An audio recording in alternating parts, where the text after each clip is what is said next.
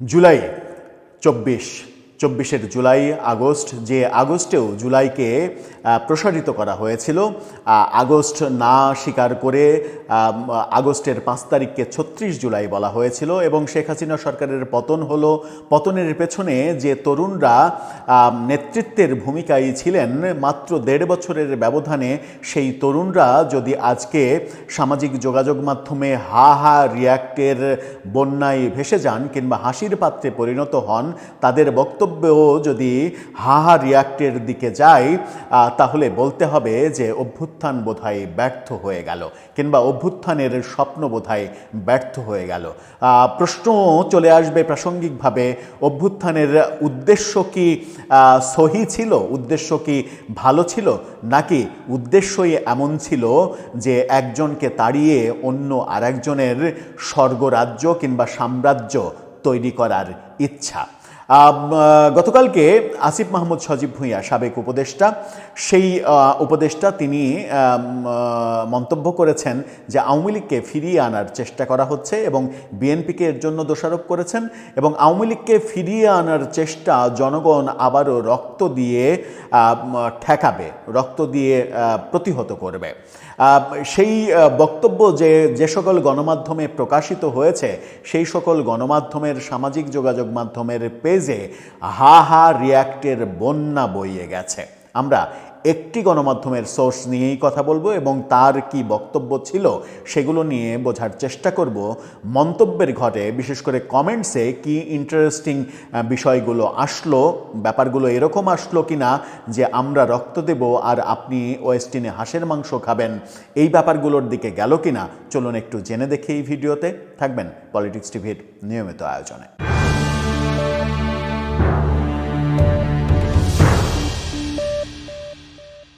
দর্শক, বলছিলাম জনগণ হতাশ হয়ে পড়েছে। জনগণ এতই হতাশ হয়ে পড়েছে, বিশেষ করে জুলাই আন্দোলনের সম্মুখ সারির নেতাদের কর্মকাণ্ডে হতাশ হয়ে পড়েছে।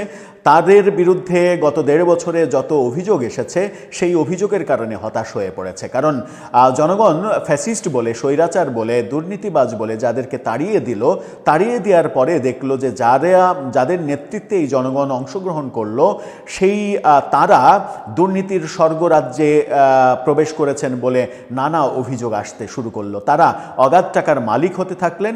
তারা সদ্য ছাত্রত্ব করা, তারা ছাত্রত্ব শেষ করা, তারা হাঁসের মাংস খেতে ওয়েস্টিনে যাওয়া শুরু করলেন এবং সেই তারাই যখন বলেন আওয়ামী লীগকে আবার ঠেকাতে হবে, আবার রক্ত দিতে হবে, তখন সেটা মানুষের কাছে হা হা রিয়াক্টের অনুষঙ্গে পরিণত হয়। তেমনটাই হয়েছে।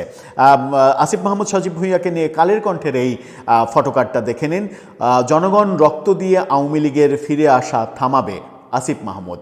এই যে মন্তব্যটা তিনি করেছেন, যে ফটোকার্ডটা দেখালাম, সেই ফটোকার্ডের পোস্টে আমরা গিয়েছিলাম এখন থেকে প্রায় ১২-১৪ ঘন্টা আগে। ১২-১৪ ঘন্টা আগে নেয়া স্ক্রিনশটে আমরা যেটা দেখতে পেয়েছি সেটা হচ্ছে যে এই নিউজে তখন পর্যন্ত, ধরে নিন যে ১৪ ঘন্টা, এখন থেকে ১৪ ঘন্টা আগে পর্যন্ত এই নিউজে ৪৮,০০০ রিয়্যাক্ট পড়েছে। দুইটা স্ক্রিনশট আপনারা দেখে নিন। ৪৮,০০০ রিয়্যাক্ট পড়েছে। ৪৮.১কে দেখাচ্ছে, সেখানে ৪০,০০০ হা হা রিয়্যাক্ট। ৪৮,০০০-এর মধ্যে ৪০,০০০ হা হা রিয়্যাক্ট করেছে এই দুইটা স্ক্রিনশটে। এই স্ক্রিনশটে আপনারা নিশ্চয়ই দেখতে পেলেন যে অবস্থাটা কি হয়েছে। মানে এই ব্যাপারটা, মানে যেটা কালের কণ্ঠের পোস্টের স্ক্রিনশট এবং হা হা রিয়াক্টের স্ক্রিনশট, সেখানে আপনি দেখতে পাবেন যে ৪০,০০০, ৪৮,০০০-এর মধ্যে ৪০,০০০ হা হা রিয়াক্ট করেছে। অর্থাৎ এই বক্তব্যকে হাস্যকর বক্তব্য মনে করছে প্রায় ৯০% মানুষ। এই যে অবস্থা, এই অবস্থায় আসিফ মাহমুদ সজীব ভূঁইয়াদের আসতে হলো কেন, কিংবা এই অবস্থায় তারা চলে আসলেন কেন? চলে আসলেন এই কারণেই যে সেই মন্তব্যের ঘরে অনেকেই, সেই নিউজের মন্তব্যের ঘরে অনেকেই মন্তব্য করেছেন এরকম যে হয় আমরা জীবন দিব আর আপনি ওয়েস্টিনে যেয়ে হাঁসের মাংস খাবেন। এই প্রশ্ন করেছে, এই মন্তব্য করেছে অনেকে। কালের কণ্ঠ কি বলছে, তিনি কোন প্রসঙ্গে এই কথা বললেন, চলুন একটু জেনে দেখি ছোট করে। আসিফ মাহমুদ বলেছেন 12 তারিখের পর চাঁদাবাজি সন্ত্রাসমুক্ত বাংলাদেশ পাওয়ার জন্য সব ধরনের ত্যাগ স্বীকার করে যাচ্ছি। এবং তিনি বলছেন যে একটি দল তার নেতাকর্মীদের বলছে 12 তারিখ পর্যন্ত চাঁদাবাজি করা যাবে না, তার মানে 12 তারিখের পর শুরু করবে। তারা শকুনের মতো অপেক্ষা করছে, দাঁত ধার দিয়ে বসে আছে, 12 তারিখের পরেই ঝাঁপিয়ে পড়বে। খেলাফত মজলিসের অনুষ্ঠানে তিনি এই কথা বলেন। তিনি বলেছেন একটি রাজনৈতিক দলের প্রধান আন্তর্জাতিক মিডিয়াতে শেখ হাসিনার সন্তানকে রাজনীতিতে ফিরিয়ে আনার কথা বলছে। জনগণ চাইলে নাকি ফিরিয়ে আনা হবে, জনগণ চাইলে 5 আগস্টে তাকে বিতাড়িত করত না।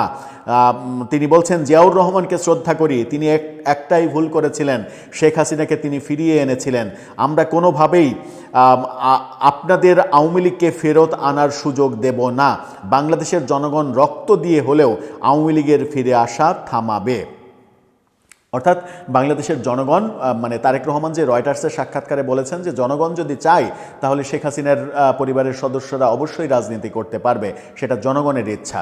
তারেক রহমান খুবই বিচক্ষণ প্রসঙ্গ তুলে এনেছেন, কারণ জনগণ চাইলে আপনি ঠেকানোর কেউ না। আপনি জোর করে নির্বাহী আদেশে কোনো সিদ্ধান্ত নিতে পারেন না জনগণের ইচ্ছার বিরুদ্ধে। তারেক রহমানের সেই মন্তব্যটাকেই ব্যঙ্গ করে তিনি বলছেন যে মানুষ, জনগণ রক্ত দিয়ে হলেও মানে তারেক রহমানের এই ইচ্ছা ঠেকায়ে দেবে। তিনি যখন বলছেন যে মানুষ রক্ত দিয়ে হলেও আওয়ামী লীগকে ফিরিয়ে আনার তারেক রহমানের এই ইচ্ছা প্রতিহত করবে, তখন এই নিউজ যতগুলো সংবাদ মাধ্যম করেছে সবগুলো সংবাদ মাধ্যমে এই হাহা রিয়াক্টের বন্যা পড়ে গেছে এবং বেশিরভাগ জনই এই প্রশ্ন করছেন যে জনগণকে আর কতবার বোকা বানাবেন? জনগণ তো একবার বোকা হয়েছে। জনগণ আপনাদের উপরে আস্থা রেখে আওয়ামী লীগকে তাড়িয়েছে, বিনিময়ে আপনারা ওয়েস্টিনে গিয়েছেন হাঁসের মাংস খেতে। ওয়েস্টিনে একবেলা হাঁসের মাংস খেতে কয় টাকা লাগে?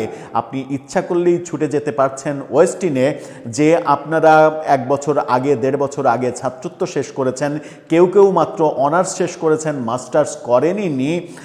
সেরকম একটা অবস্থায় আপনারা যে মানে এবারে নির্বাচন করছেন, কোটি কোটি টাকা খরচ করছেন, নির্বাচনে হ্যাঁ ভোটের ক্যারাভ্যান ছুটায় দিচ্ছেন সারা দেশে, এই খরচ কোথায় থেকে আসছে? কিংবা আমরা নির্বাচনী হলফনামায় যে মানে সম্পদের হিসাবগুলো দেখেছি সেই টাকাগুলোই বা কোত্থেকে এসেছে? এই ব্যাপারগুলো প্রশ্ন আকারে আসছে। জনগণ যখন এই ব্যাপারে প্রশ্ন আকারে তুলে আনছে এই বক্তব্যে, তখন আমার মনে হয় যে আসিফ মাহমুদ সজীব ভুঁইয়াদের একটু জ্ঞান ফিরে পাওয়া উচিত, যে তারা বোধহয় গত 1.5 বছরে অনেক বেশি ভুল করে ফেলেছেন এবং সেই ভুল শুধরে নেওয়া উচিত। নতুবা যেটা হবে সেটা হচ্ছে যে জনগণ তো আসলে অন্যায়ের বিরুদ্ধে থাকে। শেখ হাসিনা অন্যায় করেছিলেন বলেই জনগণ বিদ্রোহ করে তাকে সরিয়ে দিয়েছেন। যার নেতৃত্বে যে কোনো কারণেই হোক আপনারা ছিলেন, আপনাদের নেতৃত্ব জনগণ মেনে নিয়েছে, কিন্তু জনগণের অংশগ্রহণ ছাড়া আপনারা তো একা একা, কিংবা আপনারা 5-7 জন, কিংবা আপনারা 50 জন 20 জন যারা এনসিপি করেছেন, তারা তো মানে শেখ হাসিনাকে সরাননি। তারা নেতৃত্বে ছিলেন, কিংবা কৌশলগত কারণে আপনাদেরকে নেতৃত্বে রাখা হয়েছিল, যেটাই হতে পারে। কিন্তু জনগণ যদি আবার আপনাদের উপরে বিরক্ত হয়ে যায়, তাহলে আপনাদেরকে সরাতে চাইবে জনগণ। তাতে লাভের লাভ কিছুই হবে না। এক পক্ষকে সরিয়ে জনগণ যদি মনে করে যে জনগণ প্রতারিত হয়েছে, সরিয়ে কোনো লাভের লাভ হলো না, আগে এক পক্ষ খেত এখন আরেক পক্ষ খাচ্ছে, তাহলে জনগণ আবার আপনাদের উপরে বিষিয়ে উঠবে। ফলাফলটা হবে যে তখন আপনাদেরকে সরানোর জন্য জনগণ আবার নতুন করে রক্ত দেবে। ওই আপনাদের আহ্বানে, যে আপনারা নানাভাবে জনগণকে হতাশ করেছেন, আপনাদের আহ্বানে জনগণ কতটা রক্ত দিতে বের হবে সেটা একটা বড় বিষয়। সেই ক্ষেত্রে ওই মানে প্রেমের ভান করা চালাক প্রেমিকের মতো যদি হয়, যে ছবির উল্টা পৃষ্ঠে রক্ত দিয়ে নাম লিখেছে, কিন্তু সেই রক্তটা নিজের হাত কেটে কিংবা শরীর কেটে বের করা রক্ত না, মুরগির রক্ত কিংবা খাসির রক্ত কিংবা গরুর রক্ত দিয়ে নাম লিখে পাঠিয়ে প্রেমিকাকে বলছে, দেখো তোমার জন্য আমি আই লাভ ইউ লিখেছি নিজের রক্ত দিয়ে। জনগণ যদি এরকম ভুল রক্ত নিয়ে আসে, তাহলে কিন্তু আমাদের সবাইকেই এর কাফফারা দিতে হবে, খেসারত দিতে হবে। দর্শক, আপনার মতামত জানিয়ে লিখতে পারেন আমাদের কমেন্ট বক্সে।